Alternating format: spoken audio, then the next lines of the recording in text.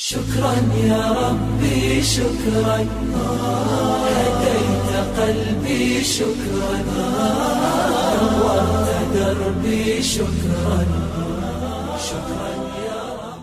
نحمده ونصلي على رسوله الكريم اما بعد فاعوذ بالله من الشيطان الرجيم بسم الله الرحمن الرحيم شهر رمضان الذي انزل فيه القرآن هدى للناس وبينات من الهدى والفرقان فمن شهد منكم الشهر فليصم صدق اللہ العلی العظیم.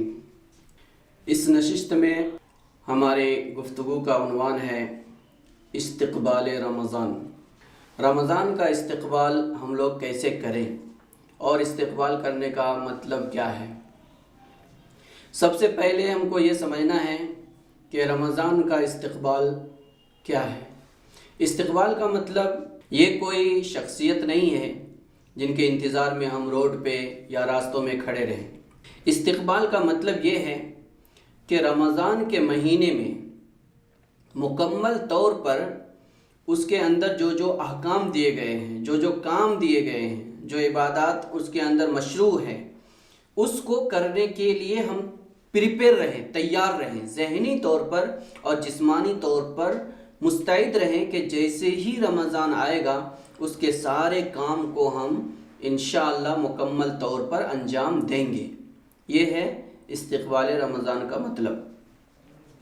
استقبال رمضان کرنا چاہیے یا نہیں، اس کے بارے میں ہم لوگ اگر احادیث پہ نظر ڈالیں گے تو خود صحابہ کرام اور رسول اللہ صلی اللہ علیہ وسلم رمضان کا منتظر رہتے تھے اور اس کے بارے میں پیشگی خبر دیتے تھے. قرآن شریف کی جو آیت میں نے پڑھی تھی اس کا ترجمہ ہے رمضان کا مہینہ وہ ہے جس کے اندر قرآن نازل ہوا ہے، اور یہ قرآن وہ ہے جو لوگوں کو ہدایت دیتا ہے اور وہ حق اور باطل کے درمیان فرق کرنے والا بھی ہے. اس لیے جس شخص کو بھی رمضان کا مہینہ ملے اس کو ضرور روزہ رکھنا چاہیے.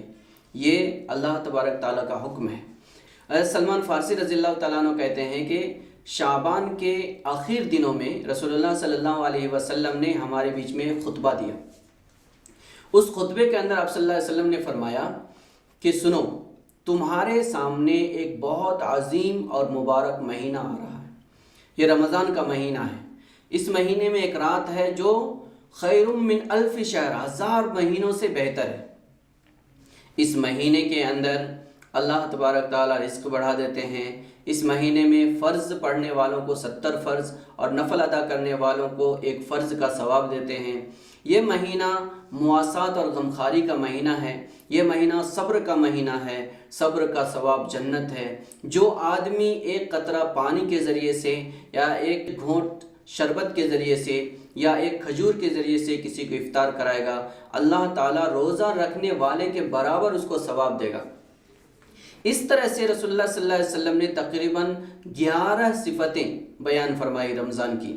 اور پھر رسول اللہ صلی اللہ علیہ وسلم نے فرمایا اگر ایک انسان کو رمضان ملے اور پھر اس کی بخشش نہ ہو تو وہ بہت ہی بڑا بدنصیب ہے. یہ خوبیاں رسول اللہ صلی اللہ علیہ وسلم نے صحابہ کے بیچ میں اس لیے بیان کیا تاکہ صحابہ کرام ان تمام ثواب کو حاصل کرنے کے لیے، ان تمام خوبیوں اور فضائل کو حاصل کرنے کے لیے پہلے سے تیار رہیں. یہی ہے استقبال رمضان کا مطلب. اب ہم لوگ رمضان کے آنے سے پہلے کیسے استقبال کریں؟ میں سب سے پہلے اس رمضان کے پانے والوں کو مبارکبادی پیش کرتا ہوں کہ اللہ تعالیٰ اسی طرح ہم لوگوں کو ہر سال رمضان کی برکتیں، رحمتیں اور سعادتیں نصیب فرمائے.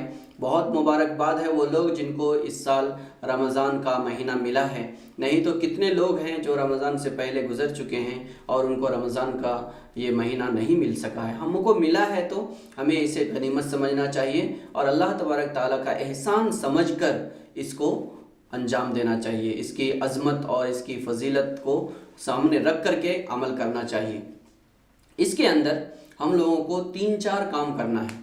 سب سے پہلا کام یہ ہے کہ رمضان میں جو روزہ رکھنے کا حکم دیا گیا ہے اس کو بہت اہتمام سے ہم لوگ انجام دیں.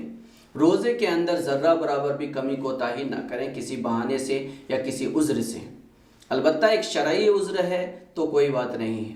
دوسرا کام قرآن کی تلاوت اس کے اندر بہت اہتمام سے کرنا ہے، کیونکہ قرآن اسی مہینے میں نازل ہوا ہے، اور قرآن رمضان میں نازل کرنے کا مقصد یہی ہے کہ انسان کی زندگی عملی قرآن بن جائے، تفسیر قرآن کی تفسیر کے مطابق گزر جائے، وہی مقصد ہے۔ اس کے حساب سے قرآن کے لیے ہم کو ٹائم نکالنا ہے۔ تیسرا کام یہ کرنا ہے کہ اپنے فیملی کے ساتھ، بچوں کے ساتھ، بیوی کے ساتھ، ماں باپ کے ساتھ بیٹھ کر مسئلے مسائل کے بارے میں، دین کے بارے میں کچھ ڈسکس کرنا ہے، کچھ بحث و مباحثہ کرنا، مذاکرہ کرنا ہے، تربیت اور تعلیم کی بات کرنا ہے۔ اگر ہم اس طرح کریں گے تو پورے ایک مہینے میں ہمارے فیملی کا ایک دینی مزاج بن جائے گا، عمل کرنے کا ایک جذبہ ان کے اندر، ایک شعور آ جائے گا، دینی شعور، وہ ہم کو پیدا کرنے کی کوشش کرنا ہے۔ اور چوتھا کام جو ہم کو کرنا ہے وہ ہے سماجی خدمات۔ اللہ تبارک تعالیٰ نے جس طریقے سے ہم کو پرسنلی، ذاتی طور پر تعمیر اور ترقی کے لیے اور تربیت کے لیے موقع دیا ہے، ایسے ہی سماج کی خدمت کے لیے، غریبوں کے دکھ درد میں شرکت کے لیے، اور دوسرے لوگوں کے ضرورت کو پورا کرنے کے لیے اور ضرورت مندوں کی دیکھ ریکھ کے لیے بھی ہم کو اللہ تعالیٰ نے پیدا کیا۔ اس لیے اس پہلو پر بھی ہم کو بہت زیادہ دھیان دینا ہے، اور رمضان کے اس اہم مہینے میں ان چیزوں کو اگر ہم انجام دیں گے تو اللہ تبارک تعالیٰ ہم کو کئی ہزار گنا بڑھ کر کے اجر و ثواب عطا فرمائے گا۔